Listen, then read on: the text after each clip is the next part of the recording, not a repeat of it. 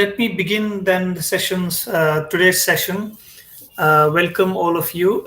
We have among us our students, colleagues, and faculty members from AUD and elsewhere. Welcome you all. We are starting with a series of discussions on some of the important books that matter to historians as a community and academic discourse in the larger sphere.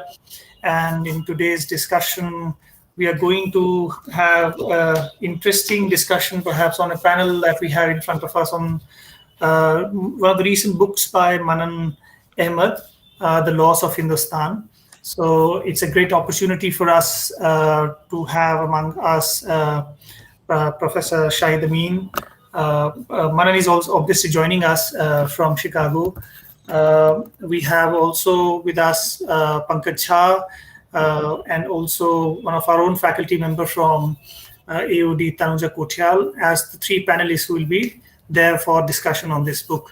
I welcome all of them. But before I take the proceedings forward, I would like Professor Dhiren Dangwal, who is the Dean of the School of Liberal Studies at AUD, the school where history program is housed in Ambedkar University, to say a few words before I take the proceedings forward. Dhirendra? Yeah, thank you, Yogesh. Good afternoon, everyone. Welcome to all this panel discussion organized by the History Faculty of the Ambedkar University, Delhi. This is the first event, as Yogesh has just suggested, of the seminar series that we are going to organize in this coming semester, and I hope many of you will join other discussions as well in these coming months. I extend a warm welcome to Professor Manan Ahmed, who agreed to speak about his book in our university. Thanks a lot, and welcome to Professor Shahid Amin. Professor Amin has always obliged us whenever we have requested him to speak in Ambedkar University, Delhi, and thank you very much, Professor Amin, for always supporting us. Welcome to Professor Pankaj Jha, and thanks for accepting our invitation. Finally, thanks to Tanuja Kotial, who made this event possible, and she is also the organizer of this series of lectures in this semester. So over to Yogesh, without wasting much time. Thank you. Thank you, Dhirendra. Let me begin today's session by introducing our author and as well as the set of panelists that we have with us today. Manan doesn't require introduction, given that his book has been making some noise, evincing a lot of interest. He doesn't require, but nevertheless, I'll still introduce him briefly. Manan teaches history at Columbia University. He specializes on South Asia and the Western Indian Ocean world, focusing predominantly in the period medieval history and early modern history. His work, predominantly the two important works that he has authored, focus on the intellectual history of South Asia and traverses the disciplines of philosophy of history and also intellectual history. So in a way, he is one of the most well-known and talked about historians of the pre-modern India in the recent times. The first monograph that he produced on the intellectual genealogies and histories that I am referring to was actually on Chachnama, wherein he explores the intellectual life of the Indian subcontinent, predominantly also of the western part, the northwestern part, and Sindh, of the early 13th century period. Now, the second book which we are going to discuss today is the more recent one also. The first one was published in 2016. The second book that he has produced was published in 2020, last year, and is titled The Loss of Hindustan, The Invention of India.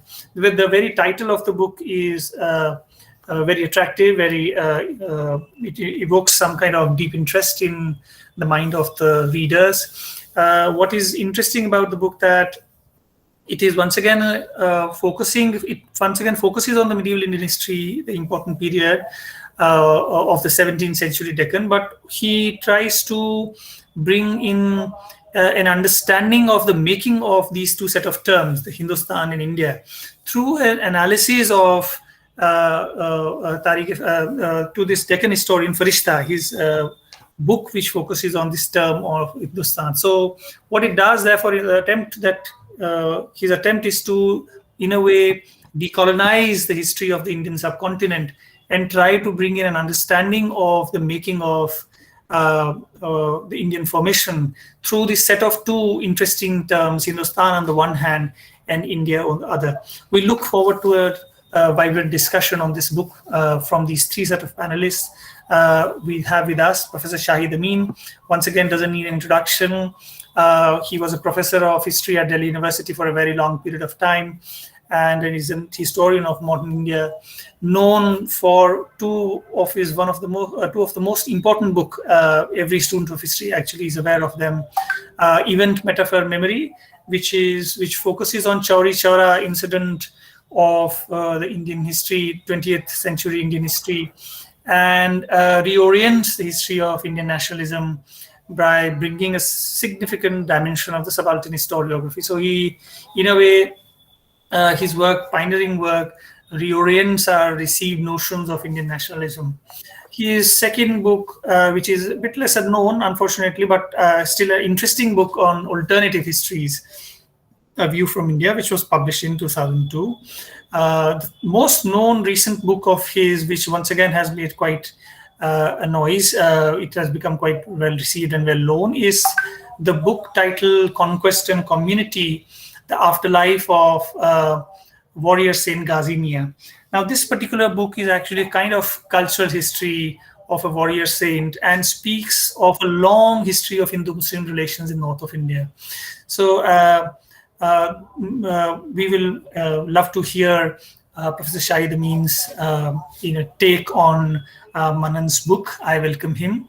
The second panelist that we have with us today is Professor Pankaj Jha, who taught medieval Indian history at Lady Shri Ram College for a very long period of time. He has very recently published some interesting monographs. The first one that he published in 2019 is actually a political history of literature focusing on Vidyapati in the 17th century, and the 15th century, published by Oxford University Press. It once again focuses on the intellectual history of the 15th century and Mithila in Eastern India. The second book that he has co-edited is titled Servants Past. This was published by Orient Black Swan in 2019. And he's currently working on translation, if I'm correct, Pankaj, translating from Sanskrit to English, a writing manual by Vidyapati. So in a way, he has a very long association and interaction engagement with Vidyapati, an important intellectual from the Mithila region, the eastern region of India. The third panelist that we have with us is our own historian from Ambedkar University, Delhi, Professor Tanuja Kotial, who works predominantly in the medieval and early modern history and has authored and researched on the South Asian borderlands. So he offers courses on oral history and has actually produced two of the most recent works focusing on, the first one focuses on Rajputana, titled Nomadic Narratives, A History of Mobility and Identity in the Great Indian Desert, which was published in 2016 by Cambridge University Press. And she also very recently co-edited a monograph published once again by Cambridge in 2021, early 21, titled Exploring Borderlands in South Asia. So with these three set of panelists, we have a mix of scholars from medieval, early modern and modern Indian history. That will be a very interesting mix of scholars who may give us an insight into Manan Ahmed's book. Manan, you have around 15 to 20 minutes to introduce the book, and then I will call out the panelists one by one. Over to you, Manan. Thank you very much once again for all of you for joining. Manan, can you hear Thank me? you. Yes, yes. Thank you so much. I want to thank Professor Snehi for that very, very warm introduction and for agreeing to chair this panel. My grateful thanks to Professor Tanuja Kotial for organizing this and for inviting me. And of course, I'm humbled by the presence that I'm in with my teachers and scholars from whom I've long learned and whose expertise I rely on almost daily in my own work. So I want to really thank Professor Amin and Professor Jha, and thank you as well to Dean Dungwal for welcoming me to Ambedkar University in Delhi. I was asked to say a little bit about the book, which maybe a lot of people may not have the opportunity to read about. And of course, we're going to hear a lot of, I will hear a lot about from my esteemed panelists. So I thought I'll take this, not 15 minutes, perhaps less than 15. I'll take a little bit of time to just situate myself in the work that I've produced and what I think is one of my goals in writing it. In many ways, the inception of both of the dissertation and the two books that I have produced so far and what I'm working on right now go back to a period between 2000 and 2002 when Professor Shahid Amin visited Chicago and Professor Muzaffar Alam joined Chicago, where I was as a graduate student. And there was a course that Professor Amin taught called Muslim Memories and Histories that introduced me. My background was in early Islam, and I had really only read medieval scholarship in kind of the Arabic historiographic tradition, to a set of historians, Muhammad Habib, K.M. Munshi, Tara Chand, who have kind of stayed on with me as I continued to do my work and I continue to learn and grow as a historian.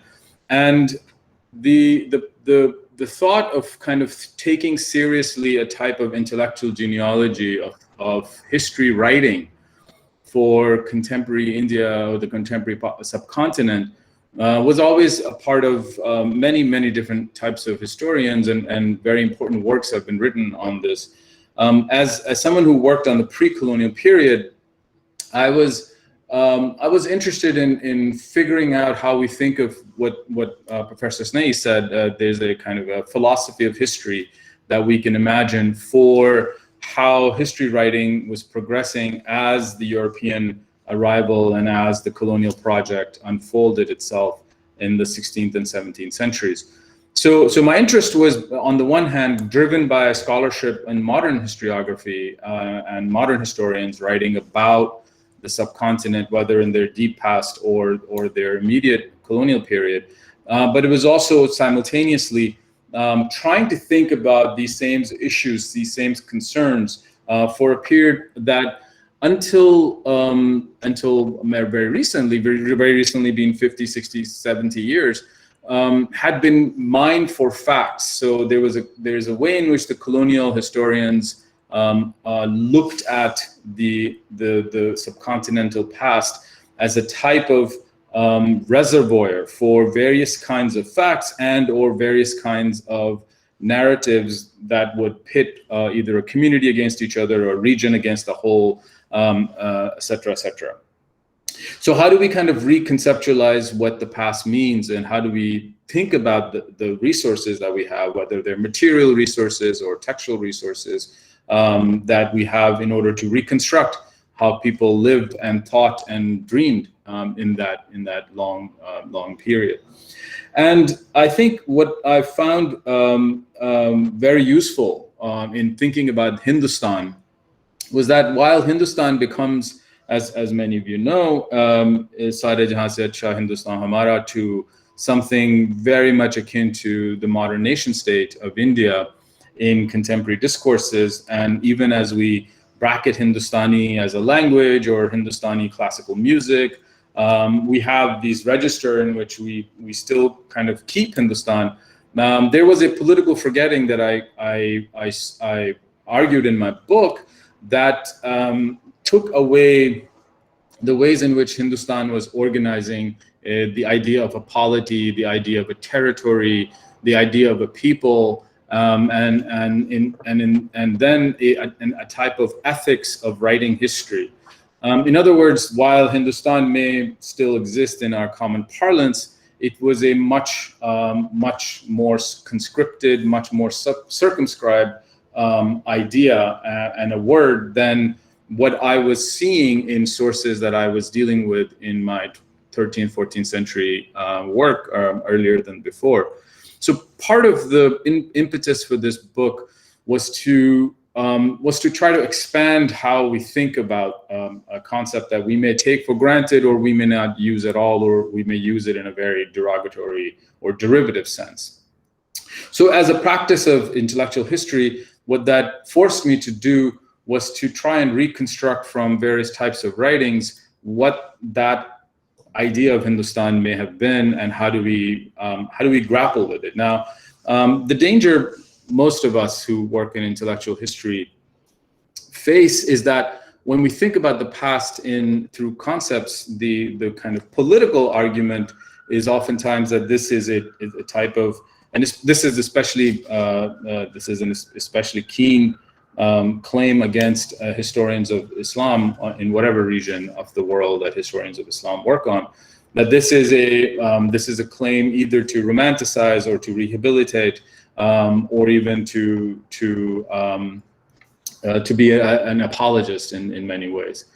And I think what I was very much interested in is not that there is a type of nostalgia that drives an intellectual history project, but rather we do pay very serious attention to the ways in which the past continues to operate within our present. And in this way, I think I drew a lot upon the ways in which my colleagues and peers in medieval Europe have continued to work on histories of the regions we now understand as France or Germany.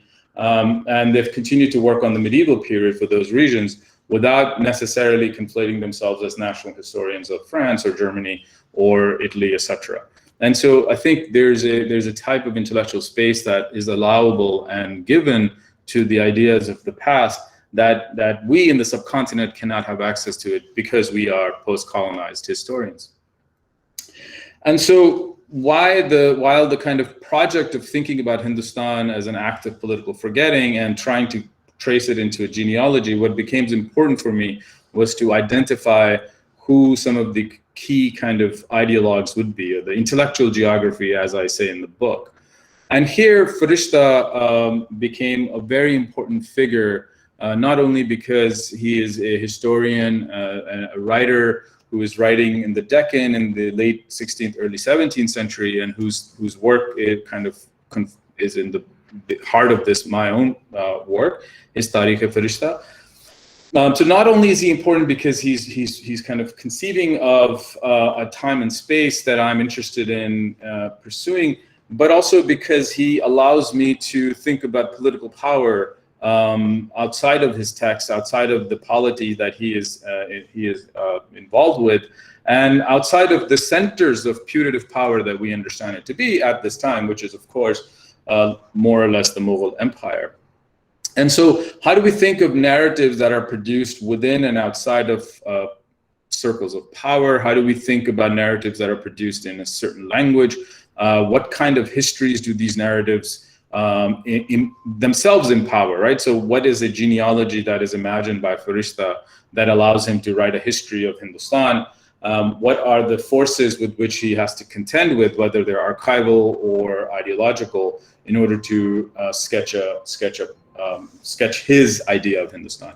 And so the very simple conceit that I tried to use for myself is that I want to kind of read what Farishta was reading, and I want to think about how Farishta was thinking, or whatever I could get from his text about history itself. And so in a way, the loss of Hindustan has two major kind of strands of information that I contend with. One is the set of historians and histories that Farishta was reading in order to compose his own history.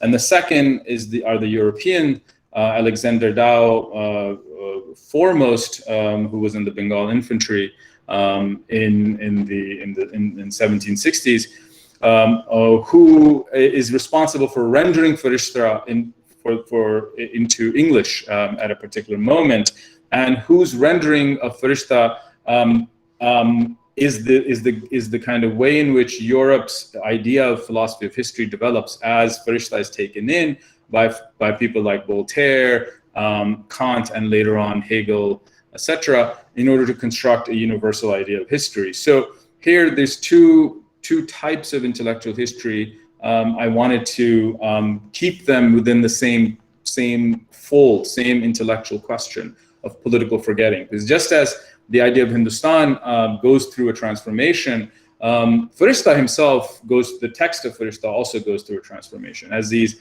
rendered into books and then moved into the footnote and then disappeared as a philosophy of history, universal philosophy of history, circumambulates the world, putting various peoples, various histories into, rendering them as source material, rendering them as spaces from which to take on and perform other tasks. So other tasks such as Ranajit Guha, who wrote on Alexander Dow and his usage of Farishta in his first book. So there are other tasks that these histories can perform that are not the task of intellectual history that I was interested in at the moment. And yet, as a historian of pre-modern, I did not want to let go and say the colonial period is someone else's problem. I am going to simply stick with Farishta.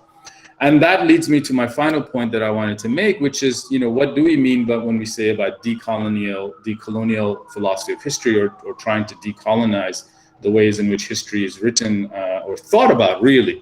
And I say this as someone who grew up in Lahore, whose access to main research libraries was very limited as I was growing up, and so when I would go to everyone from a kabadia to a pavement library to the fanciest library I ever went to was in the British Library reading room. The texts that you get, even to this day, are basically colonial texts. So colonial translation projects, histories, and these texts continue to be used in a completely kind of unproblematized way as our first attempt to make sense of the world. Now, people can go on to do something else with these translations or contest them or contextualize them, etc. But they still remain the number one entry into the past, the most important entry into the past. Textbooks, general history purposes, even conversations continue to talk about James Todd as he was hanging out with us in our present. And that presence of the colonial episteme in our current everyday life is what I wanted to think around, think with. And what would it take for us to think about a philosophy of history that doesn't segment our periods into colonial, pre-colonial, etc., but actually takes seriously this project of doing intellectual history by foregrounding questions of translation, by foregrounding questions of access, by foregrounding questions of power in the way in which history is written and consumed. That basically was some of the key concerns that I had as a student of history. I want to just emphasize, especially since I'm in the presence of my esteemed teachers, that I only am a very bad student as a general rule. So whatever else there is in this book, it is at least a demonstration of my badness in history. So I want to thank everyone and thank again to Professor Snehi, and I look forward to this conversation. Thank you, Manan, for this brief introduction to the book. Fascinating how past remains relevant in contemporary context and how we actually can try to make a sense of historical past. Now, let's actually call in the panelists for our sessions today. Professor Shahid, can you hear me? Yes, can you hear me? Oh, yes, I can hear you. Over to you. 15, 20 minutes. You can actually 15, introduce. no, less than 15 would do. Manan's book is not the normal word used for great book is fascinating. I would say it's a wonderful book with all the meanings that accrete to the word wonderful. It's ajeebo gharib dastan hai Manan ki. Because what he does, to my mind, is unearth or bring into focus a name and a history that had been a fleeting presence, even for undergraduates in India. We're all told, even in undergraduate classes, about Farishta's history, and then it just goes away. What Manan does is to look at a text written more or less at the same time that the European traders are coming to the coast, and look at its conception, looks at its rhetoric moves, looks at a whole set of attributes of that text, and sees its resurrection through the hands of the colonial looters, or as there's a great word that Manan uses, soldier scribes, and how it then feeds into idea of India's pre-colonial past linked to the colonial presence, and what is the afterlife of this text.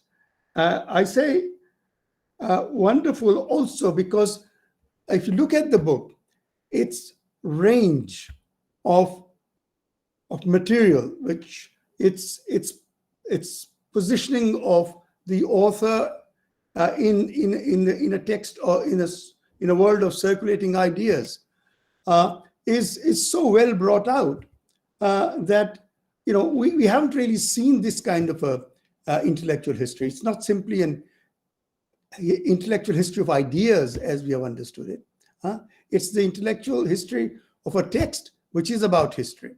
So this is a really remarkable and, may I say, self-assured book. Manan obviously writes with a certain sense of belonging and also with a sense of nostalgia. And belonging is what this book is about. As he says at one place, it is not about beginnings, it is about being. Now, there's this wonderful line of Hobsbawm that countries that become independent give themselves a history and a flag. Manan actually at one place talks both about the history in the Constitution, as it articulates in the Constitution, and the flag. But that aside, what are two or three of the things that in my limited time I want to pick up are one, the role of ethnographers, classicists, and historians. That is William Jones and of course Briggs and then Eliot in the construction of our idea about the past. A lot has been written about Eliot, and there's this remarkable long work by Habib Saab Senior on that. But what Manan does is bring out in very great detail and textually what Jones and others actually achieved.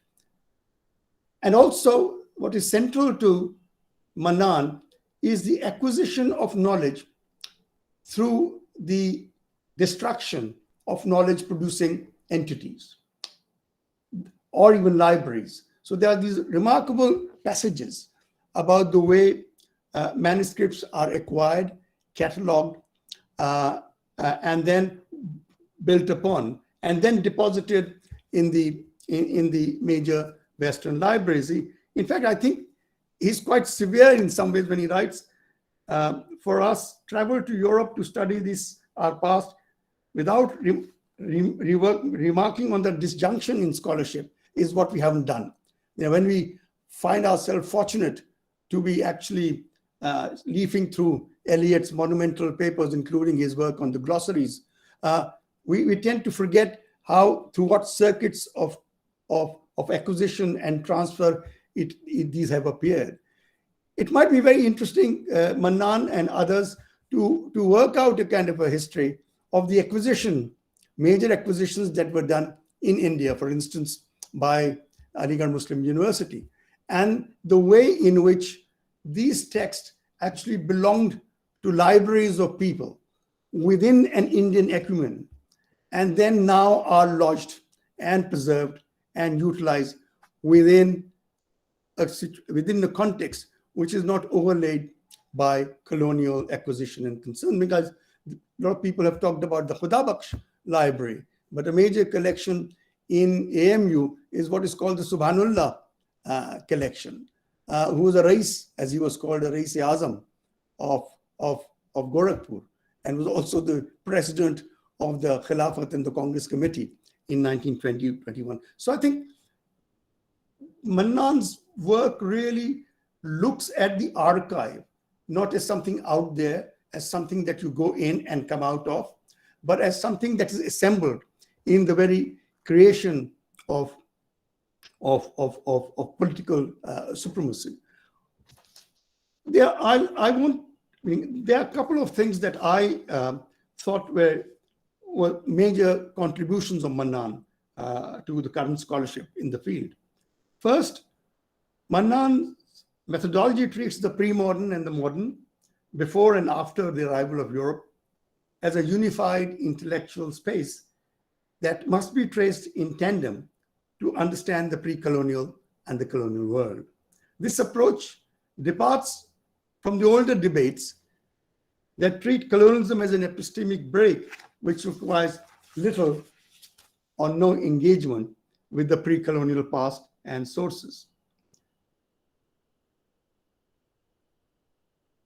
The book offers a new and important reading of Persian histories from the 11th to the 18th century, of course.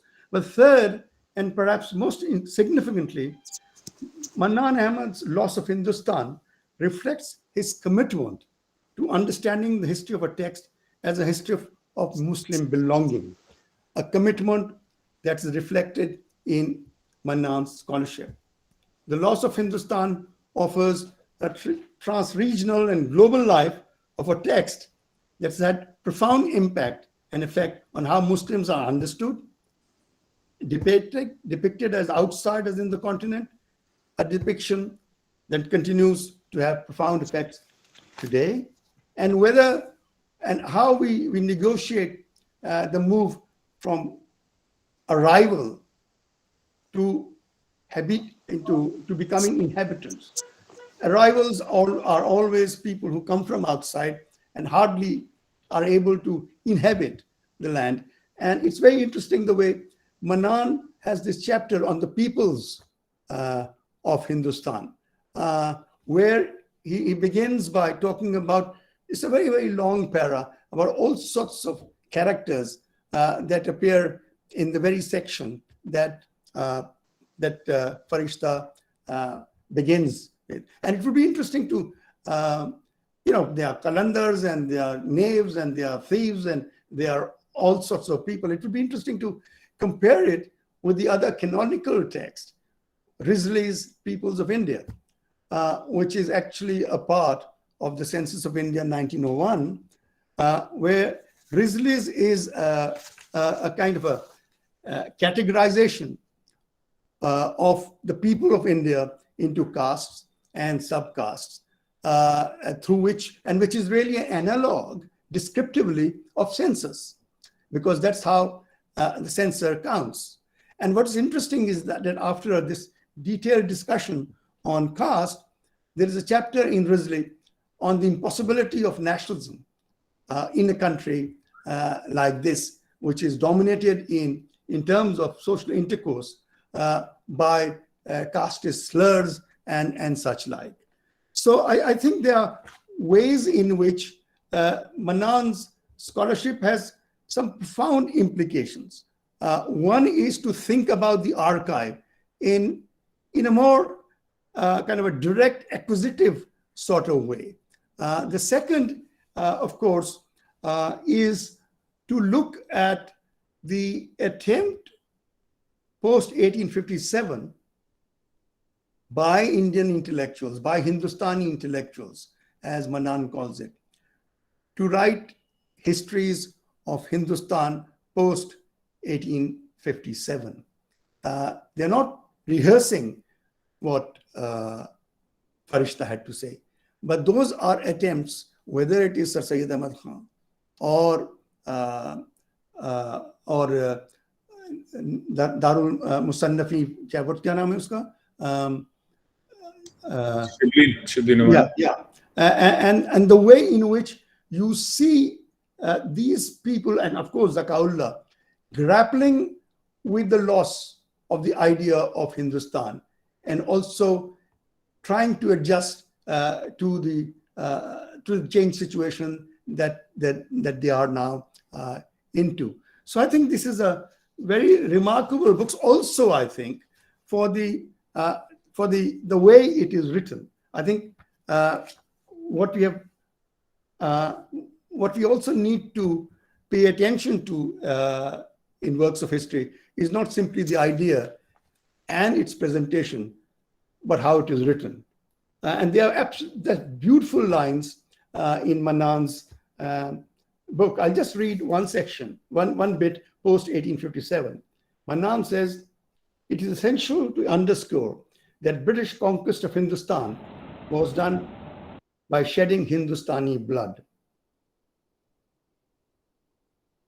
When the Hindustanis in Delhi, those who lived through the experience, the British raising of Delhi, turned to the task of history writing, they wrote from this trauma." And he then poses this question: what is the past that remains visible after the annihilation of one's present? I think this is a very, very poignant statement. What does remain of the past when it is being annihilated in the present? And these are some of the issues, I think, that Manan means when he repeatedly refers to history writing as an ethical endeavor, as an endeavor that goes beyond the narration to actually to talk about the sense of belonging or otherness that we are all inheritors of. The loss of Hindustan, of course, is a great loss to all of us, even when it is being picturized. And I'm deliberately referring to the opening scene of Mughal-e-Azam, when this brave voice says, "Main Hindustan hu," and when you look at the map of Hindustan, it is minus Pakistan on both ends. So there is an implicit way, going back to William Jones and so on, where 5,000 years of our past history of India results in not really engaging with the tremendous amount of loss in terms of history making, in terms of history thinking that we have inherited and we must engage with for our country to be inhabitable, to be made habitable, more habitable than it is at the moment. Thank you. Thank you very much, Professor Shahid. A very evocative response to the book and its content, the length and breadth of his scholarship. Pankaj got disconnected in between. Pankaj, are you there? Yes, I can hear you. Okay, over to you then, Pankaj. Sorry, I got disconnected, and in fact, I could not hear the last few minutes of Professor Amin's talk, but thank you once again, and I must say that it's a very humbling moment for me to be speaking with this distinguished panel and to share my responses to the reading of this, I will not mince my words, this great book, absolutely mesmerizingly written, and a book that sort of enters into an area where very few historians have entered. I personally do not see it as an intellectual history alone.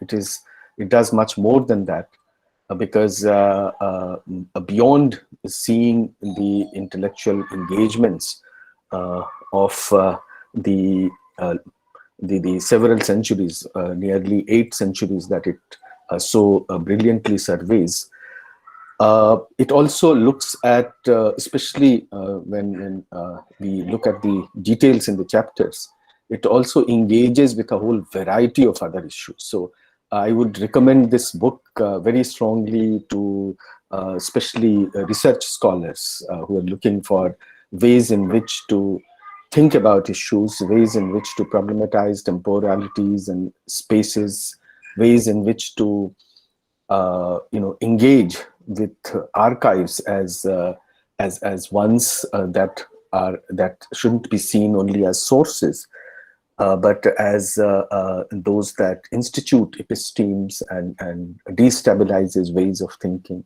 and hence are dynamic beings. They need to be engaged with rather than picked up information from. So there are many things that I would have liked to say in the descriptive mode, but these have been said very interestingly by Professor Amin. So I would confine myself to some of the specific issues that I thought may bear some discussion. Now, the one thing with which I want to begin, and I want to say this with a bit of force, because it's a point about contemporary political scene, which is that I would like to assure the readers as well as the author of the book that the Hindu Indian as yet does not, as a rule, see the Mughal polity as a demonstration of the imperial violence of foreigners. There are many, but as a rule, it hasn't happened yet. It may happen soon, but it hasn't. Having said that, however, the general spirit of what the book is saying is definitely very, very substantive and very well, I would say, substantiated. But at the same time, precisely because of the richness and the diversity of texts and compilations that the book engages with, it becomes equally, it kind of whets your appetite. And once you get into the mode of questioning the epistemes and understanding that the process whereby archives are instituted, you start sort of looking for that question everywhere, and sometimes you don't find it where you expect to find it. So, for example, if the colonized, if as Professor Manan writes, there is simply no doubt that there is a material impact of colonial collection, of cataloging, archiving, listing, assorting, genre making, and framing on the very texts and epigraphs and artifacts upon which we rely for telling the histories of the pre-colonial periods in the subcontinent. Now, down the paragraph, this is page 26, down the paragraph, it is asserted that this book is thus a purposeful staging of the unrest that exists between the colonial episteme and histories of Hindustan, between countervailing discourses, between a politics of domination and one of recognition. Unquote. So now, here is a question. is this true only of the colonial archiving and cataloging and classificatory practices, or of all knowledge projects, particularly those that are associated with the structures of power, with associations with power? Do we assume that a project beholden to, let's say, Sultan Ibrahim Adil Shah or Akbar or Shivaji indulges in cataloging that is even-handed for all peoples across the subjects with no political agenda? And if that is the case, then how does that or some of it survive specifically into the colonial epistemes? Do they or do they not? Is it always the case that the colonial sort of completely sort of overturns this already existing structures of let's say cataloging and sorting and archiving and so on?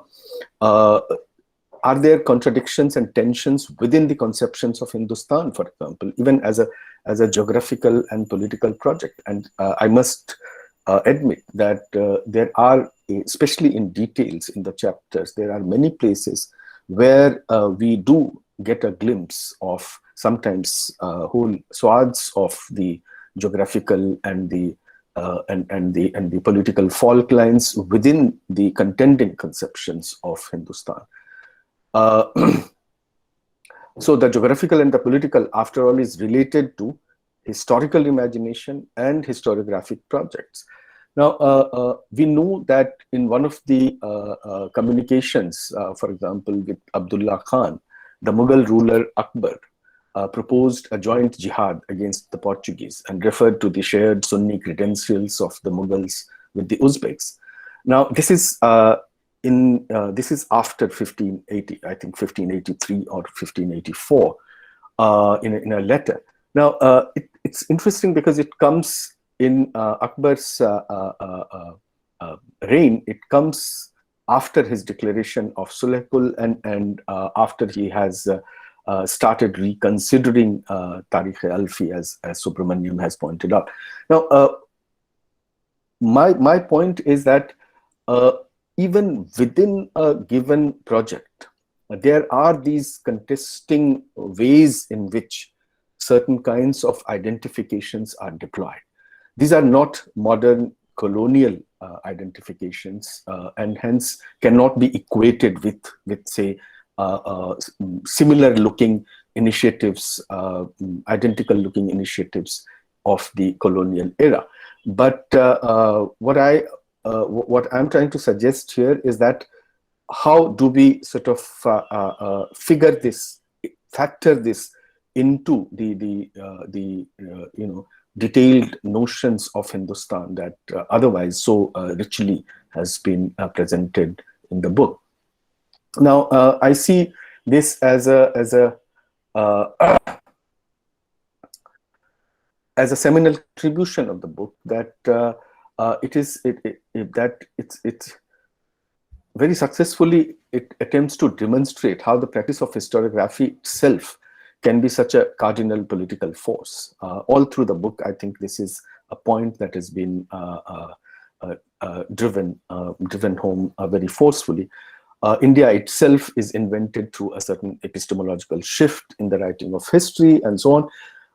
And the book is on good empirical grounds, I would say, to demonstrate how this happened over a period of time and not overnight. So from in fact, right from Smith and Hawkins, the historiography, this narrative is traced through Dow and Todd and up to Smith and Mill and so on. Having said that, the question that arises in my mind is this: when the colonial masters refashioned India, it appears like a virtually violent dismantling of Hindustan, notwithstanding this rather steady progress ultimately it looks like every nut and bolt has been taken off.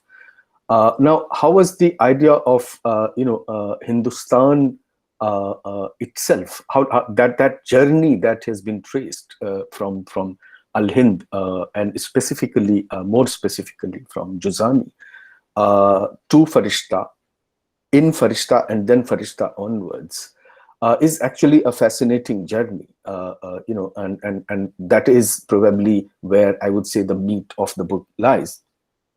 But is this process not meeting with contesting processes outside of the Perso-Arabic episteme? I think within the Perso-Arabic episteme, it has been traced beautifully and brilliantly. There is a recognition of the contested perceptions, but outside of this regime, because remember, this is a time of extensive literature on among other things, geographies, on conceptions of the cultural world, especially among the Sanskrit Pandits in 16th and 17th century.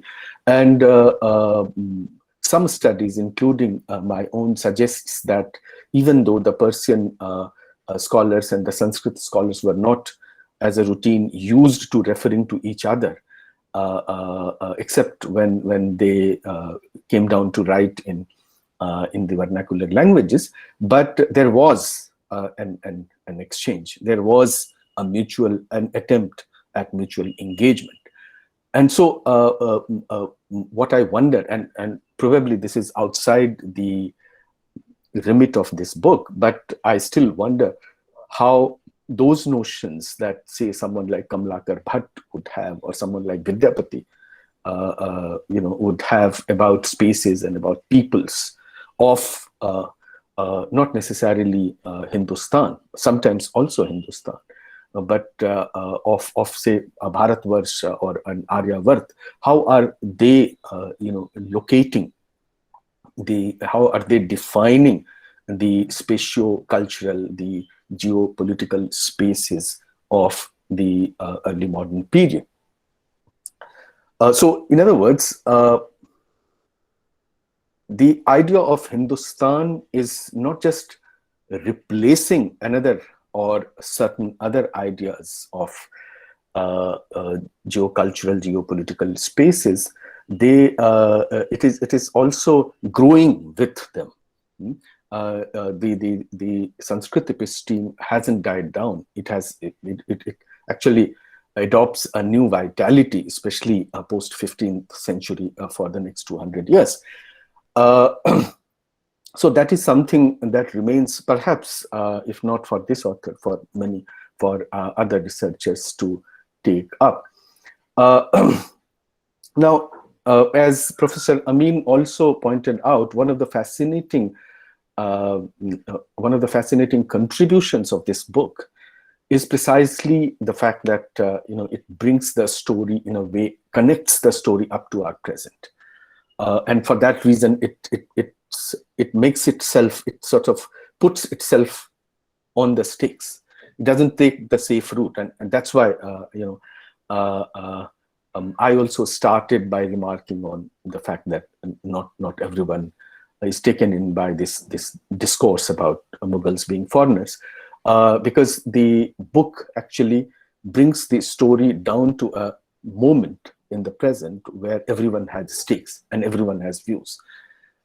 This is something that I and many others in recent years have spoken about, which is the safe route that modern historians take. So my favorite example is precisely the medieval historiographers, whether it is Barni or Nizamuddin Ahmad or Farishta. When they wrote a history, they brought the story up to the moment when they were writing, something that we have forgotten. We just sometimes in the preface and concluding remarks or afterwards, we sort of refer to the incongruent present, but we never bothered to connect the larger, the complexity of the historical past with the complexity of the present, hopefully historical present.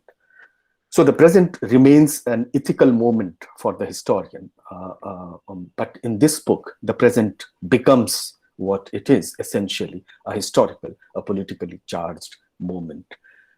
And hence, in the context of the emergence and role of modern nation states, which is something that the early modernist scholars rarely engage with, in the ways in which we are today encouraged to, for example, spatially parse out histories, nation state by nation state, leading sometimes to the funny ways in which Indian and Pakistani history textbooks identify their beginnings.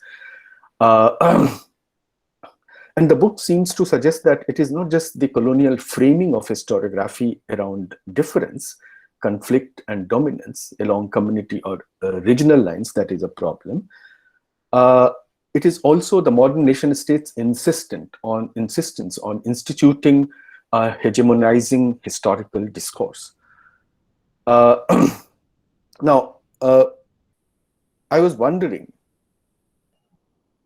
if, as modern practitioners of the craft of historiography, do we not also often fall back on the nations, specifically when it comes to resisting the colonial frames? So, whether it is the nation before or after partition is a different matter, but it is nation state all the same. And that's a spatial terrain, a kind of terra firma that historians are always looking for. Do you go with the spaces mentioned and taken for granted in your sources, or do you go with the standard practices? Of course, if you're writing about modern India, write about Bengal and pass it off as history of India.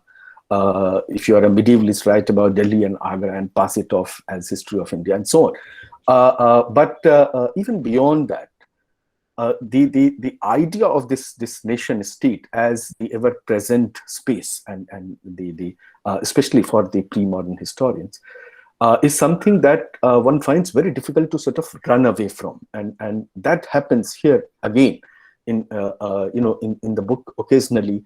That issue raises its head, specifically in the South Asian context.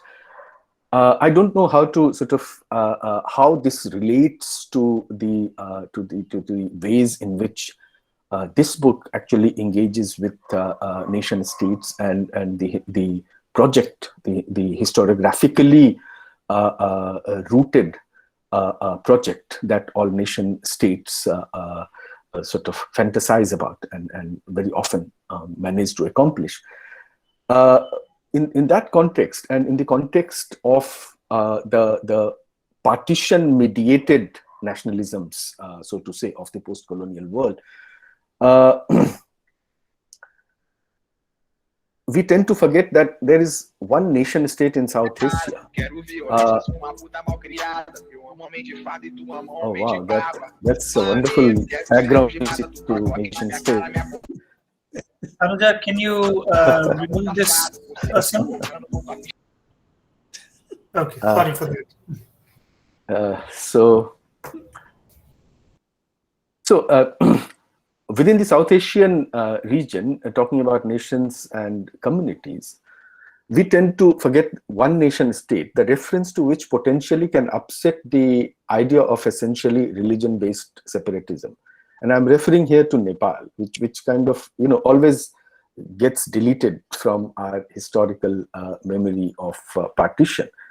The Hindu nation state that always was but never could be the Hindustan, and what is the basis of separatism in Nepal? The standard ways in which this has been conceptualized as part of divide and rule or religious separatism somehow doesn't work, and I don't know how this will this may relate to the project of the book, but somehow it occurred to me that I might as well share this. Now, my last submission is in the context of the pre-Sultanate Sanskrit literary tradition, some of which survives in the Mughal period up till late 17th century, where the conceptualizations of a universal as well as a localized geopolitical or geocultural domain were notoriously unstable. Pollock and more recently B.D. Chattopadhyay have written about it. So I don't need to describe it in detail, but we're familiar with Patanjali's conception of Aryavat, which is more restrictive, and then it kind of starts expanding. By the 15th, 16th century, you have so many contending kind of mythic cosmologies, one after one over the other, that it's very difficult to sort of make a distinction for a modern reader between these. But one of the points that has been made sometimes by literary theorists and anthropologists, picked up sometimes by historians, for example, Sanjay Subramaniam, Rao and Shulman pick it up in Textures of Time, which is that in a given episteme, readers understand when they are dealing with facts and facticities, and when they are dealing with a mythic reconfiguration. And to that extent, in spite of these mythic cosmologies, people knew how to move about. How they traveling, after all, was seen to be one of the ways in which novelty was acquired, was cultivated by a couple of 15th century Sanskrit scholars, for example. So what I have in mind here is again this idea of the spatial and the geographical and the cultural in a way which somehow does not seem to be referenced in the standard archives of the early modern period.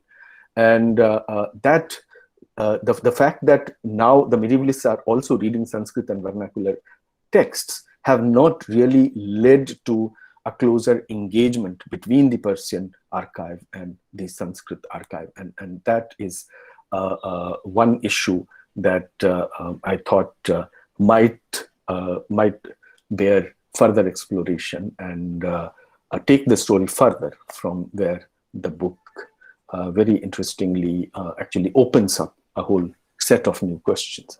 So I'll stop there, and hopefully we will have more interesting things to hear from all of us, but particularly from Professor Asif. Thank you.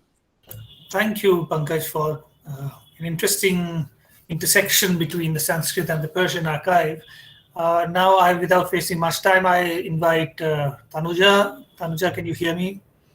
Yeah, okay. I can. Over to you, Tanuja. Yes. Thank you, Yogesh.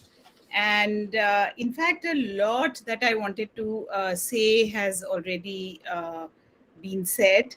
And so I will very quickly come to a couple of points that I wanted to make.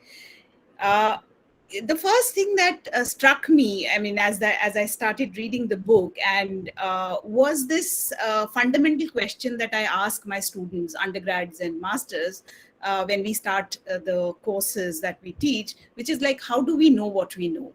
You know, that's the fundamental question that one begins with, and this is what the book does.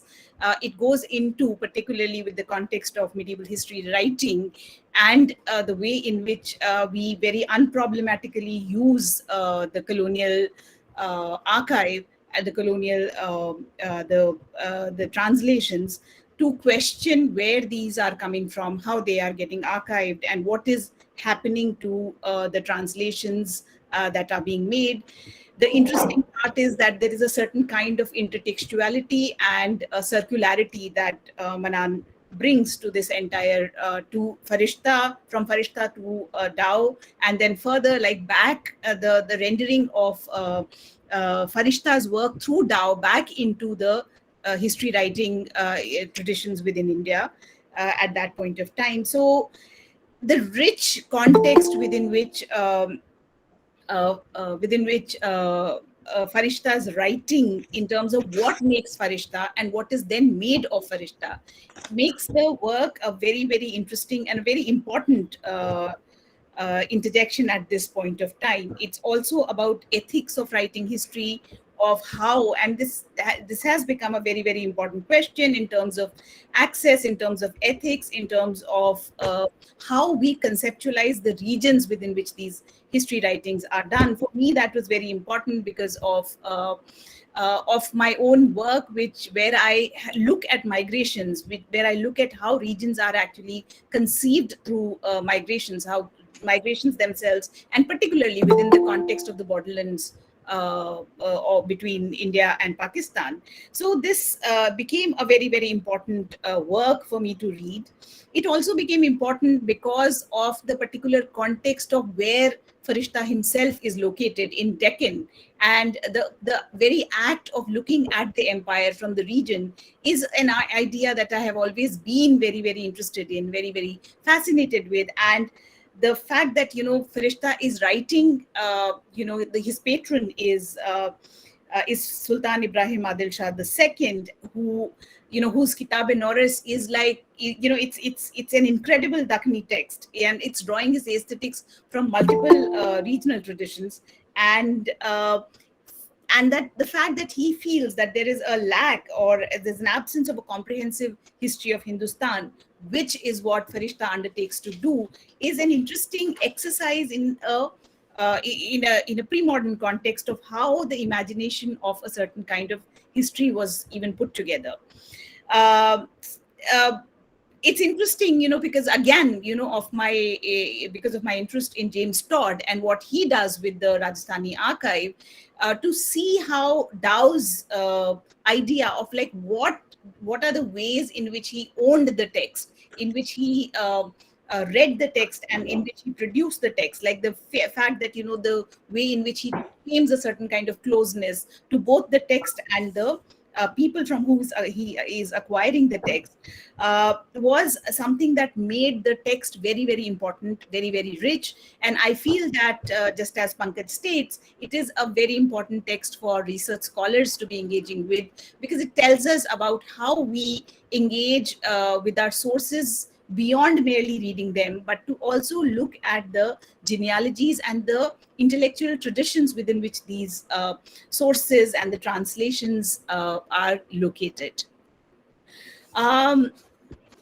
Not taking too much time, I would say, there is I'm a bit of a nitpicking reader, so there are some quibbles that I had, and I sort of wanted to bring them up at this point of time.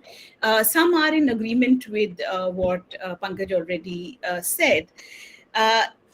The book is, it's tracing the making of the idea of Hindustan by tracing a trajectory of Arabic and Persian writing in the second millennium AD, which is the time when we are seeing a very steady rise of quote unquote vernacular languages. And these are not just, as means of communications like archives inscriptions marking the land and so on, but these are also being used for literary expressions, and they are defining the political. Multiple texts are emerging at this point of time. And yet, unlike Farishta, who is exploring Persian translations of Indic texts like the Mahabharata, there's a certain kind of bypassing that is happening of the astonishing body of both Sanskrit as well as regional writing that was composed in this period. And I'm not saying this, and I sort of understand that this may have been outside the purview of the book, and I'm not saying this out of a certain kind of what we call whataboutery, but I'm saying this out of a very deep concern for what this means for studying the medieval and early modern in South Asia. In the last few decades, a number of historians have been making an argument for reframing of the study of medieval by looking at it through regions that constitute the Mughal Empire. This requires not only the decentering of the empire through the literature that was produced in the regions, in regional languages, but also a shift of gaze. from the empire looking at the regions to regions looking at the empire, which is exactly what Farishta is doing. He is like from Deccan, he is looking at the empire. In Rajasthan, which is the region where I work, where a number of courts, sometimes very small thikanas, turned patrons to a large number of poets and historians, texts were produced that not only were written from the perspective of Rajput chiefs who participated in the goings-on of the empire, but even ones observing events like battles of succession among Shah Jahan's sons. The framing of the medieval and early modern only through Perso-Arabic traditions yet again underlines the idea that the political thought in this period was framed only in the Persianate writing, which I would very strongly disagree with. Besides, the trajectory traced by the book appears to be, somewhat straight, and it seems like, unadulterated in a certain way. Like Pankaj points out, we know of translation projects. I mean, we are aware of Akbar's translation projects, but before that, Khusro is writing in Hindi. There are Bhakti traditions and Awadhi Premakhyans, not to speak of Sanskrit, Prakrit, Abhramsh, and Dingal in northern India, and multitude of other languages in other regions. There's a whole world where ideas were being translated and transferred in multiple ways. And these were not merely like descriptions of events or eulogies or love stories, but complex political expressions. So this vast, the leaving aside of this vast intellectual context left me wanting for more, like for, what exactly was happening in terms of how were the traditions that you're tracing being impacted by this intellectual milieu that was emerging in India at this point of time. To give an example, I would use the example of Mohanot Nancy. He was the Diwan of Raja Jaswant Singh of Jodhpur, and he was a chronicler, and he's a near contemporary of Farishta. So he's writing in 1650s, 60s. And there are two texts that are attributed to Nancy. One is the Khyat, it's written as a history of Rajput clans of Western India. And the other is the Vigat, which is fashioned in in Abul Fazl's Aine Akbari. It's a gazetteer-like account of Paragnas under Jaswant Singh. Though Nancy's patrons were Rathors of Jodhpur, he also writes exhaustively about other clans, in particular the Bhatis of Jaisalmer, who he calls the sentinel of the north direction. Writing of Bhatis, he says, there are 3 chhatras over the forts. One chhatra is in Ghazni, one in Delhi, and one in Jaisalmer, which is the chhatra over the forts of Hindustan. And that is why the Bhatis are called chhatralas. In my work earlier, I have written about how Nancy traces the historical geography of different clans through their migrations, which range from Kannauj to Sindh and from present-day Afghanistan to Dwarka, marked through displacements, wars, and pilgrimages. Now, Nancy was not a marginal figure. He was the Diwan to Jaswant Singh, who later died in Jamrud, where he was posted as a Mughal Mansabdar.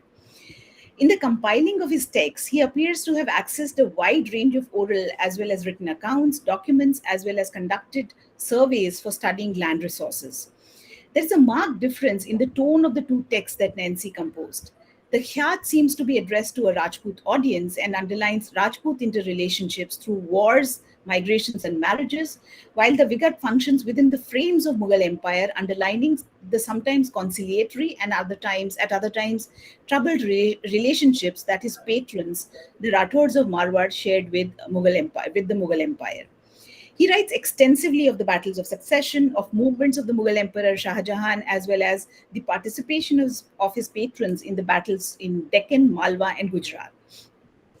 Nancy was well entrenched in the Mughal world and was not unaware of the Persianate use of the term Hindustan. Yet he employs the term Hindustan while describing the Rajput space.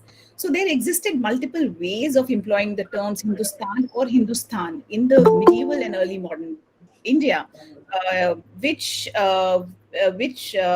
need to be brought into conversation with each other. This complicates our understanding, but in South Asia, we have complicated pasts, and there's not much way of getting away from that. Exploring regional traditions, in fact, allows us for ways of understanding how regional patronage practices created newer contexts of regional conflicting of space and power that was not always shaped around religious identities.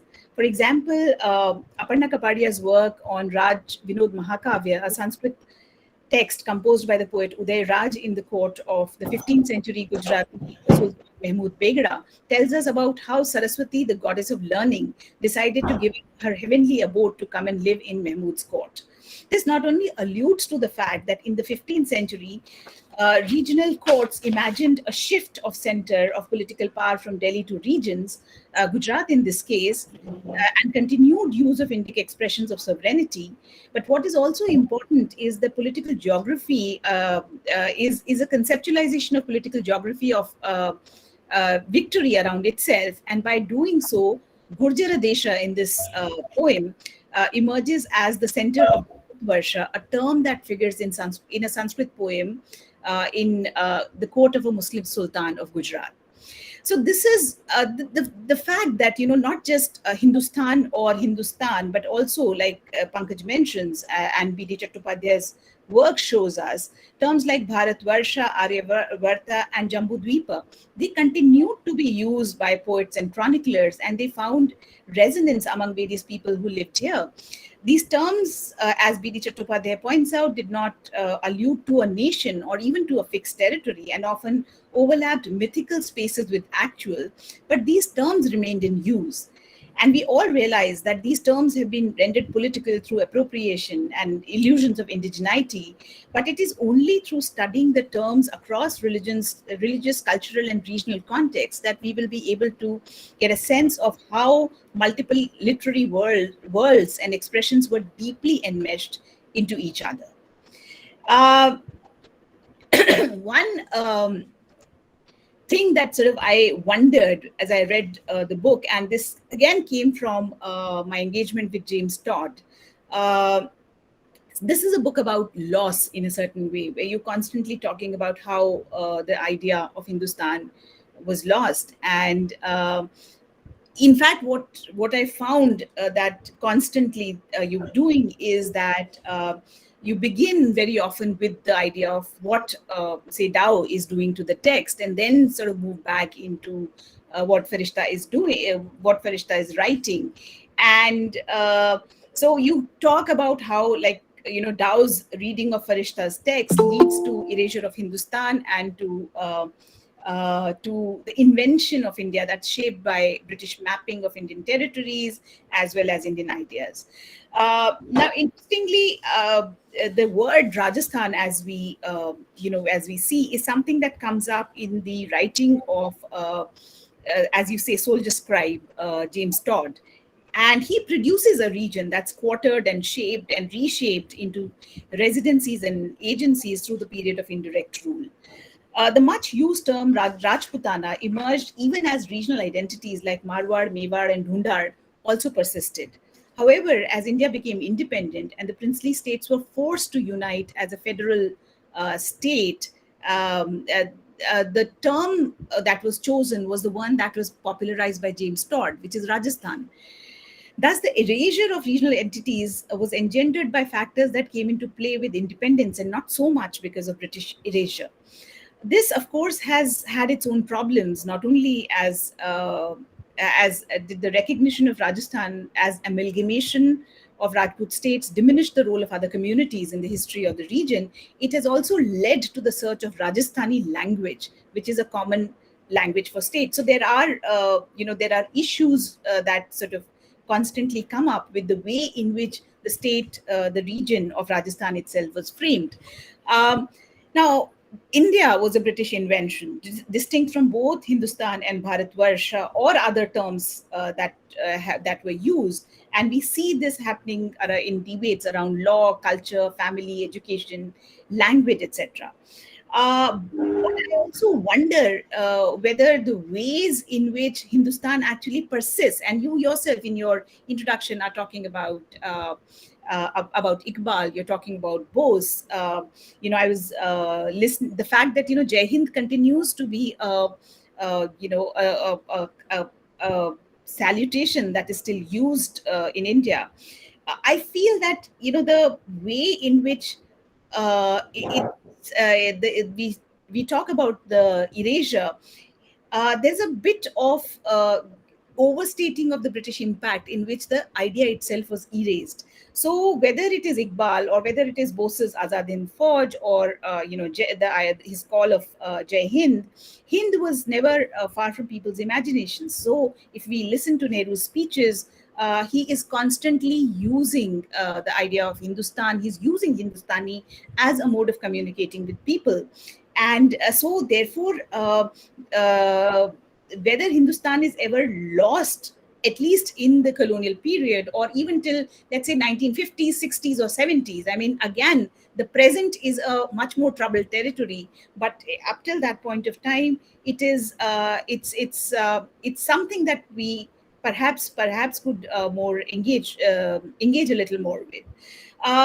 What is also interesting, and particularly when we are talking about archiving and we are talking about languages, is a world that is little explored, which is his works, literary works, histories, and historical fiction from mid 19th century onwards till 1940s, 50s, 60s, not only in Urdu and Hindi, but in Gujarati, Marathi, Kannada, Tamil, and many other languages, are evoking a very complex idea of Hindustan, Bharatvarsh, as well as India.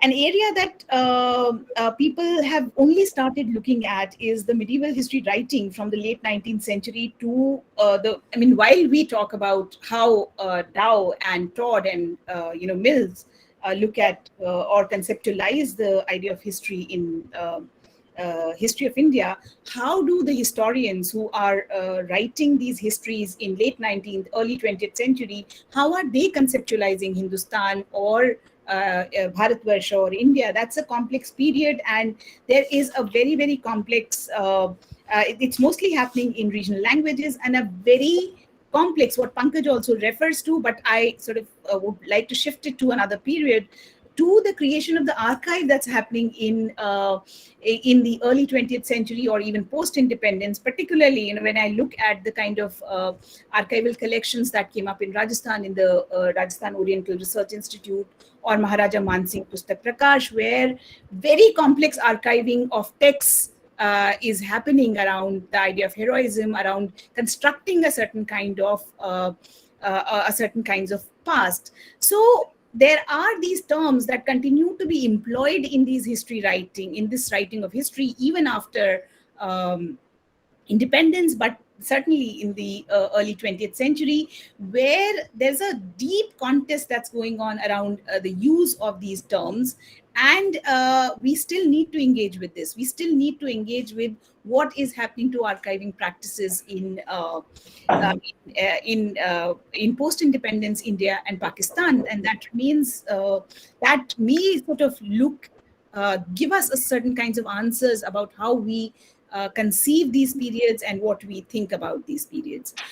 So these are very small quibbles. These are very small, issues that were brought up for me as I was reading the book. Overall, I think that this is a very, very interesting way of looking at how the histories themselves of, how, by the example of Farishta, how the histories of the period were actually put together and what happened to them, and how do we then need to engage with these ideas. So I will stop here. I've almost run out of my time, and we can then perhaps go back to a discussion on this. So thank you very much for writing the book and for agreeing to come and talk to us. Thank you. Thank you, Tanuja. A lot of food for thought, actually, for our question answer session from Professor Shahid's comment on the Persian archive and the role that it plays also in the imagination of the Manan's book, to look at then from these two set of regions, one Mithila, or what we call eastern part of India, and then towards the western part of India. These two set of perspectives, how do they look at the idea of Hindustan and thereafter India, is something actually quite fascinatingly brought forward by these three set of our panelists. Manan, would you want to respond to these three set of ideas that have been presented in front of you, or should we move ahead with a question answer session? Manan? If I can take just a very brief. Please, go ahead. Thank you so very much. As Professor Kotial says, the basic question that is asked to a student by a teacher is, how do we know what we know? So I think one of the ways in which I can attempt to answer some of these incredibly important points and careful and judicious reading of my work that has engendered in me is by saying, what the author has to do is to carefully demarcate what they're doing and leave everything else aside. So one of the important things that I had to do when I set about writing this, that I kept my kind of analytical gaze as much as possible on Farishta, and I went where Farishta's words and thoughts went, and I went where Farishta's text went. And that means I actually did not consider a lot of evidence that would have been really, really good for my book and for fleshing out some of these things, as both Professor Jha and Kotial mentioned, other texts, other regions, other perspectives that participate in, as well as enumerate other kind of imaginaries alongside Hindustan. I think one key example, key point that I do want to submit to the audience is that it's very much the colonial episteme's task to create about the annihilation of ideas in order to construct a new idea, right? So the Hindustan has to go in order for British India to be orchestrated and to be established. There is no such, at least to me, my knowledge, there's no such kind of annihilation of intellectual realms or of body politics that we can call attention to. In other words, that Bharatvarsha or the Mahabharat terrain or the Ramayan's terrain can happily coexist alongside a terrain in which Adam and Eve are, landing in various parts of the world, or Hindustan and Dakkani or Sindh are coterminous or overlapping or overextending. So I think to the point, to one point that I'm going to sort of really quick go backwards in terms of, I'll take some of Professor Kotial's points first. So in other words, I think when we look at figures like Nansing, etc., part of the reason I don't do them is because they don't enter into Farishta or Farishta's renditions, but also because the multiplicity of other imaginations is not, at least to me, exhaustive or exhausted by just the presence of the word Hindustan. And one, I think when the question about Hindustan is, I guess I'm very serious when I say the loss of Hindustan happens in the early part of the 20th century. I am actually very serious about that. I don't think it's our contemporary loss. I don't think we live in a place where Hindustan is being lost or is in the danger of being lost. I think it happened. It's gone. It's gone. It went away in the early part of the 20th century. We may have, that's why Professor Amin's reference to Mughal Azam's opening is so important, right? Like, because when you see that map, that's not Hindustan. And that's the point. So the loss of Hindustan, at least in my estimation, happens in 1906, 1907 to 1911, that early period. And whatever the Hindustan that we live with in Jai Hind, or whatever the Hindustan we live with in Pakistan when we say the word Hindustan, is an idea that deserves its own intellectual history, that has other ramifications that I want to, perhaps more obvious. I think thank you so much for Professor Jha's comments. I really learned a lot, as I always do, from the scholarship, from his scholarship, and as particularly. And I think one of the things that I would say is that the question of how Persian and other languages, Persian, Arabic, and other languages coexist in an intellectual history domain. And so I wanted to cite two scholars that I think are indeed doing incredibly important work, especially for the Delhi Sultanate period. And one is Luther Albrook, who has a very good, hopefully a book coming out, but has two very important articles. and the other one is Andrew Ollett, who's also kind of thinking about Apabhramsha and Persian, has an article coming out that I've been lucky enough to read. So there are, for the Delhi Sultanate and before period, in kind of thinking about what is happening in the Sanskritic cosmopolis as well as the Perso-Arabic cosmopolis. I think we can kind of look forward to newer work.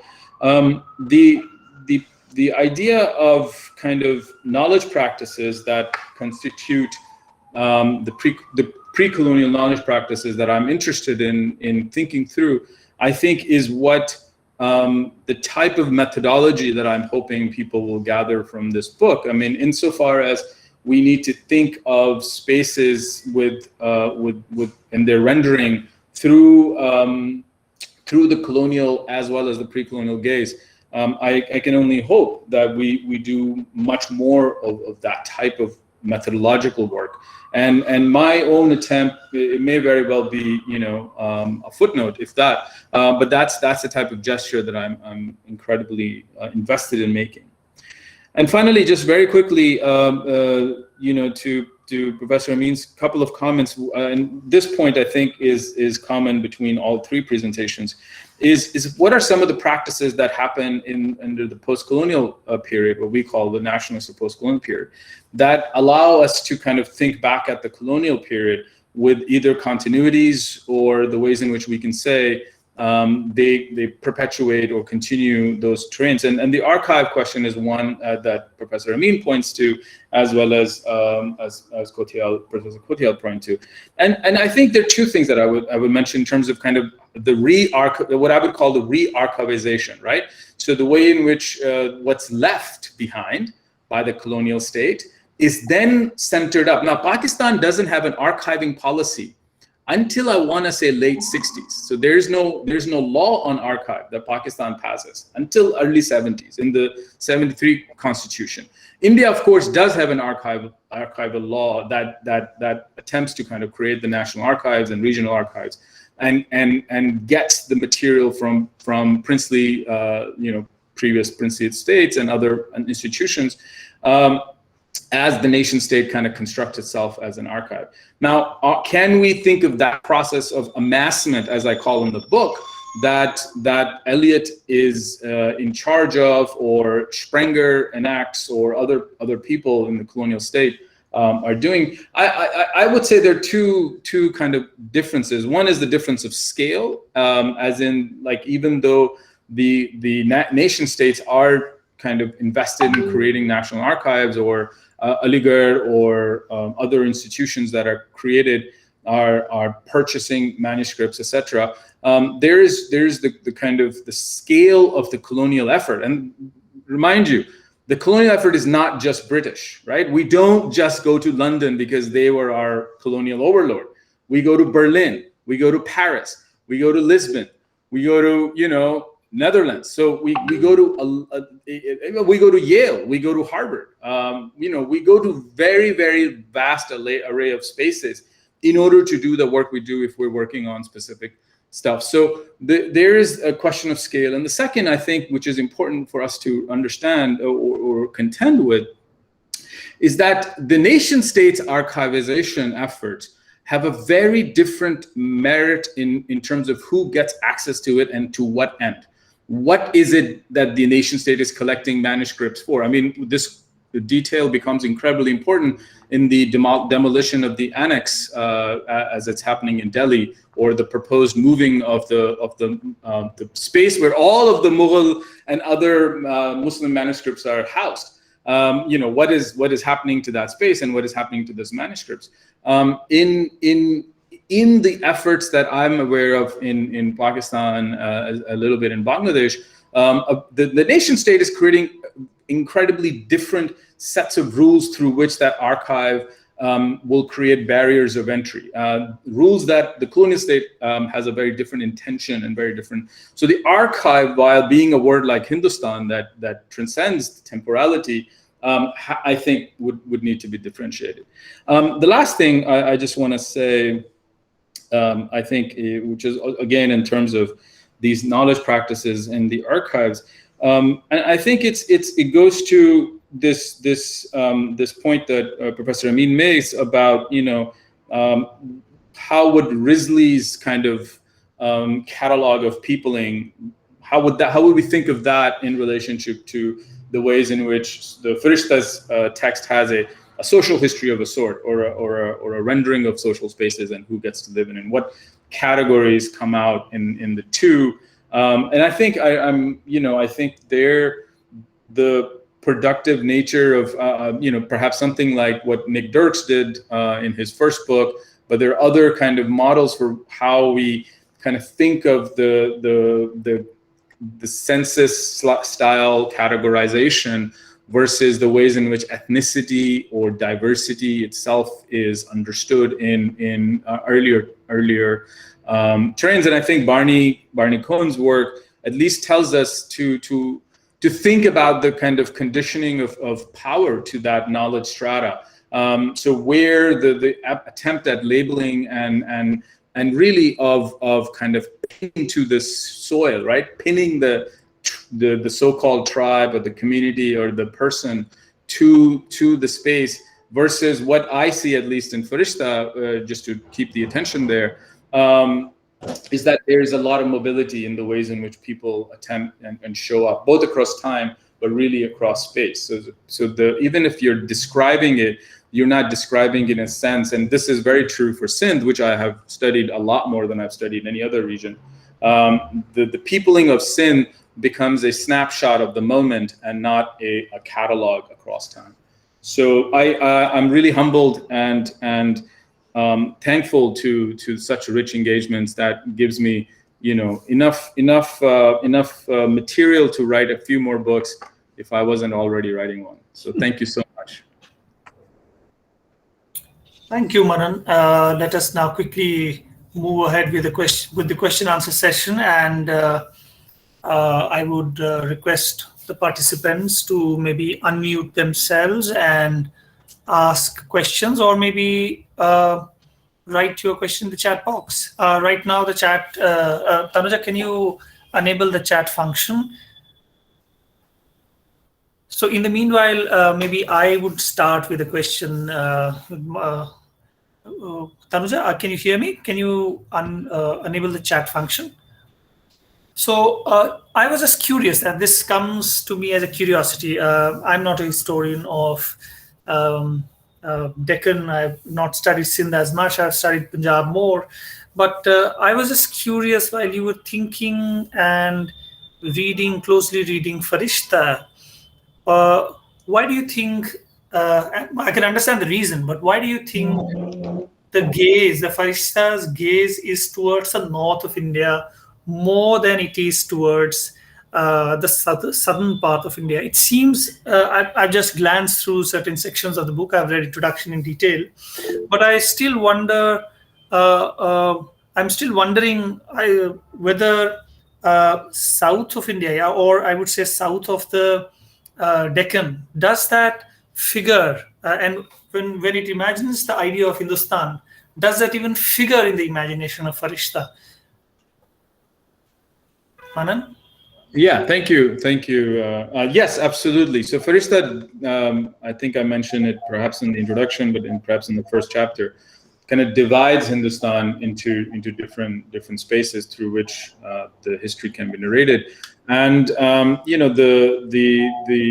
kind of south, as you're saying, has a very strong presence and has a lot of histories that he writes through, obviously because of the Deccan itself being at other points at war in the south, and so it's definitely present. It's also the space from which the colonial kind of intervention, the European intervention, is beginning. So that's a space of much concern to him.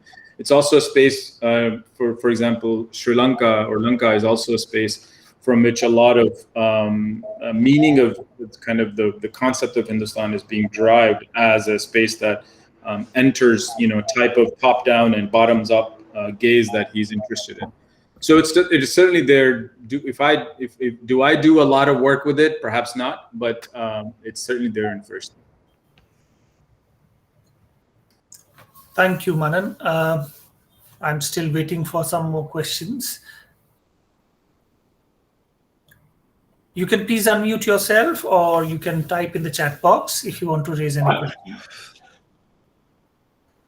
You want to come, Professor Shahid? No. Okay. I just wanted to.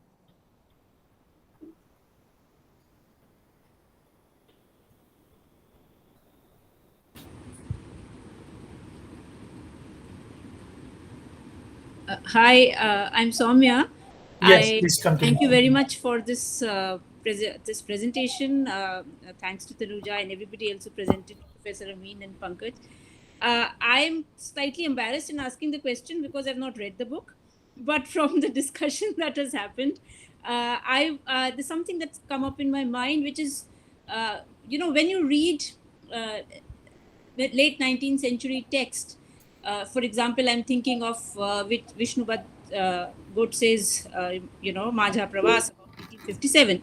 There's the idea of Hindustan is very definitely North Indian, and also North Indian subscribe to the, to the Hindi belt, as we would say now. When does this come in? I mean, is it post Dow and Eliot, or as Professor Sanehi asked, does it have a longer territory? I wouldn't have guessed that there would be an idea of Hindustan that would go down south, definitely, because the idea of Hindustan that I have grappled with from the late 19th century, mid 19th century, is definitely of the north only. So if you could just comment upon that. And the book has to be read, I can see that, so that will come later. Thank you. Thank you, Soumya. Manan? Sure, thank you. Yes, I think the kind of North Indian and then what we now call the Hindi belt, all of these are kind of ideas about Hindustan that are created as the idea of British India starts to take hold, as I say in the book. So ultimately, they're very specific terrains around which. So Sayyid Ahmad Khan, a good example is Sayyid Ahmad Khan when he goes to Lahore, and he's basically going into Punjab. And for him, that's leaving Hindustan, right? So his Safarnama has to say, well, I'm going to this amazing, crazy land we know, Lahore, and Lahore is the first part of what Farishta, Lahore and Kabul are the first part of what Farishta calls Hindustan. So yes, most certainly the idea of Hindustan that you would see in the 19th century text is already a type of it has a different meaning than what Farishta meant. Thank you. Thank you. Thank you, Manan. Professor Harbans Mukhia has raised his hand. Professor Harbans Mukhia, can you come in? Yes, okay, thank you. Manan, Babar has used a very interesting word for India, for Hindustan. At one time he uses a plural for it, Hindustanat. Now that's a very intriguing term. Today it would have inflamed, if it was used today, it would have inflamed the patriots of India. But, it didn't inflame anyone during the 16th, 17th, 18th, 19th century at all.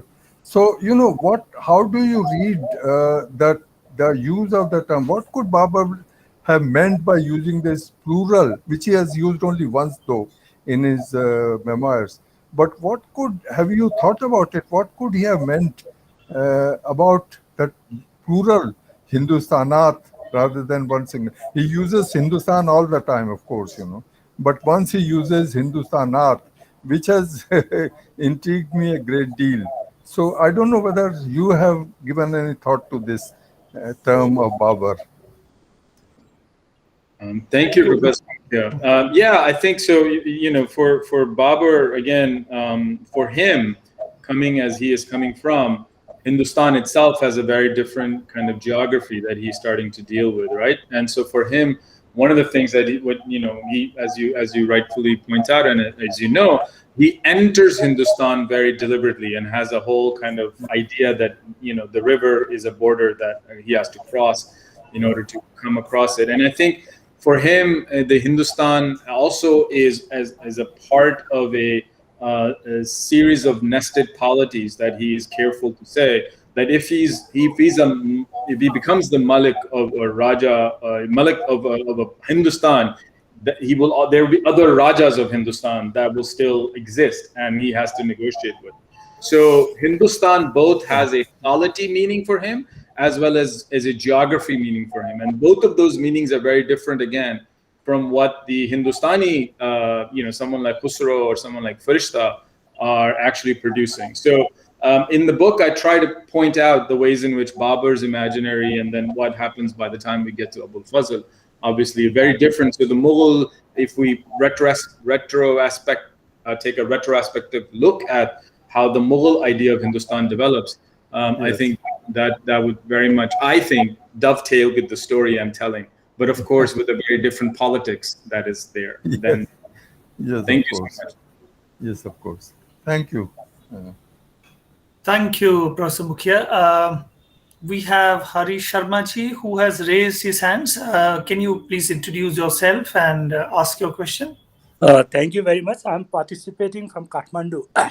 Oh, great, great, Hari. And it was wonderful to hear Manan and the discussion, because I've recently bought his book and was trying to read it, and then it was a very useful that I could kind of decipher, try to understand the complexities. The interest that led me to buy this book is basically around 1725, when the king of a small principality in northern hills, which unified, quote unquote, unified Nepal, present day Nepal, he described Nepal as Asali Hindustan. Great. Asali Hindustan. And then I think the discourse of Hindustan was already penetrating in the hills of the Rajas and then the principalities and that kind of thing. And the other way to describe how he was describing his land as Asali Hindustan was the other side, which is the Indian continent, India, was described as a Mughlan. In Nepali, it was Mughlan. Probably it was translated as a Mughal land. Mughal land became in a vernacular a Mughlan. Still in a local colloquial, songs, folk songs, India is described as a Mughlan.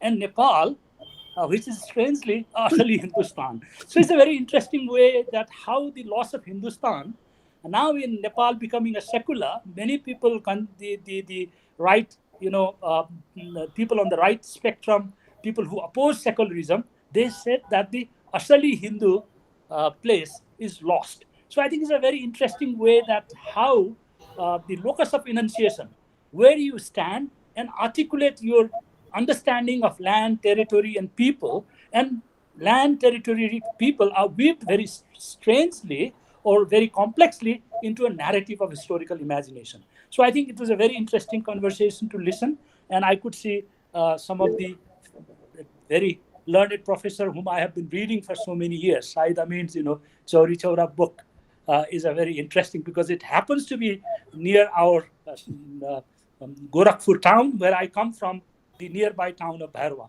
So thank you very much for this opportunity. Thank you, Hari. Manan? Yeah, thank you, Hari. I mean, I think in very, many different ways, the same could be said about Farishta, right? For Farishta, he's writing in Deccan about Hindustan. He very much understands that the Mughals are claiming Hindustan. And for him to say this is the Asal Hindustan is a political claim that he's insisting on making. So I very much share the kind of idea that people in the 17th and 18th century in Nepal would say there's an Asli Hindustan that is here. I mean, one can imagine that same argument in Lanka, that there is an Asli Hindustan here, as in other spaces. Because and especially if Professor Amin can talk about this, for those who are taken by the British to work in plantations in the Caribbean and in the Guyanese, they also assert a type of Asli Hindustani to actually exist outside of the domain of the subcontinent. So, that idea of a Hindustan that is not just the Hindi belt or just the Mughal kingdom is a Mughal kingdom in the 16th, 17th century or really the 18th century. Is very much an idea that I've tried to lay out. Thank you. We have a question from Mehnur. Can you unmute yourself and ask your question? And please introduce yourself. Hello, I'm a graduate student in Canada, but I'm from Lahore. And my question might be a little tangential, so I apologize for that. But I'm interested in, first of all, thank you so much for this talk. It's such an amazing experience to listen to people who have been reading. And my question is really about the idea of Hindustan that exists now, right? I think you alluded to it. And the reason that I'm interested in it is because, as someone who's trying to access or read about or write about parts of this Hindustani past that have been lost, I want to kind of understand how one accesses it without falling prey to nostalgia or to the binaries that have been constructed over the past century or two. So, that's if you could speak about that. Manan, over to you. Yeah, Thank you. thank you, Mahnur. I mean, I think since we're both speaking in the same time, I'll place us both in the same historical present, and just say that the struggle that you see in kind of recuperating a political past is the struggle I face when I'm writing about it. So I think just to say that we need kind of both a type of methodological way back to reading sources, but also a greater awareness of what the kind of political forgetting in which we are placed do. So again, Chari Chara has mentioned as well before, but this is the type of work that Professor Amin and others have done in having us think about the question of memory, question of history writing, especially with Ghazi Mia's his work on Ghazi Mia. So I think it is for us to kind of construct a stable historiographic methodological perch that allows us to think of periodization and temporality, something that my colleagues in Europe tend to do without batting an eye, right? They can see Machiavelli's kind of usage of Athenian past and someone like Otto Bismarck's use of Machiavelli as very distinct historical pasts that have each a historical contingency, and one can write intellectual histories of each of those moments. But they cannot see that if Tara Chand is writing about Hindustan and the early part of the 20th century, that is different from and separated from what I may do now, or what Farishta may do before. So there are some of the ways in which the the politics of thinking about past is just not available to us as post-colonized historians. Thank you. Thank you. Thank you, Manan. Arman Hassan, can you ask a question and also introduce yourself? Hello, I'm Arman. I'm an undergraduate student at DU studying political sciences. Thank you so much for such an informative talk. So, Professor Manan, I really liked your book. I read it, I think, in January. And I really liked the idea of Hindustan that you're trying to show from Farishta's perspective. However, at the same time, around the time I read your book, I also read Professor Mana Kia's Persianate Cells. So my question is something in context of that. So I wanted to ask, like deconstructing nationalist historiography, at the same time deconstructing how we think what origin means. How would you locate Farishta's understanding of what is to be Hindustani, or what is Hindustan in context of what is to be Persian at that time? Or again, not to fall to that nostalgia of the Persianate cosmopolis, but yeah, in context of that, how would you see Farishta locating himself? Or Thank you. Hindustan? Yeah. Thank you, Arman. Thank you for reading and engaging. I think for Farishta, the question of ethnicity, space, language, as well as one could say, Rasmo Ravaj, are all spaces that he is able to give individual histories in. So especially for the Deccan, and especially for the courts in Deccan, where there is we can trace a political history of moving from Shia to Sunni, adapting Persian, then Sanskrit, then Dakkani as official languages, to various kinds of customary practices that the courts indulge in or sponsor. All of that kind of, let's just call it diversity for now. All of that diversity exists in a kind of what I called in my first book, you know, in a political space of recognition. You can recognize it, you can perform it without having the difference overwhelm you. So I think for Farishta, now Farishta, of course, is read himself by the colonials as Persian, as he's read as a Astarabadi, right? So he's an outsider to there's a whole discourse through which the colonial state, and especially Briggs, performs that how can someone write about Hindustan only because they're from outside Hindustan, right? So this is the type of kind of distance that Briggs a kind of asserts on Farishta, and then scholars afterwards have continued to put a lot of emphasis on these Iranians who are moving into the Deccan in the 15th and 16th century, Farishta being one of them. And that ties into this idea of origin, ties the idea of nation state.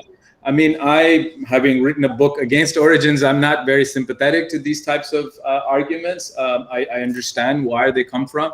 Persian or Arabic, for that matter, are Hindustani languages. Writing in them does not make you someone from Iran or someone from Arabia. It just makes you Hindustani. And that's basically what is happening for Farishta.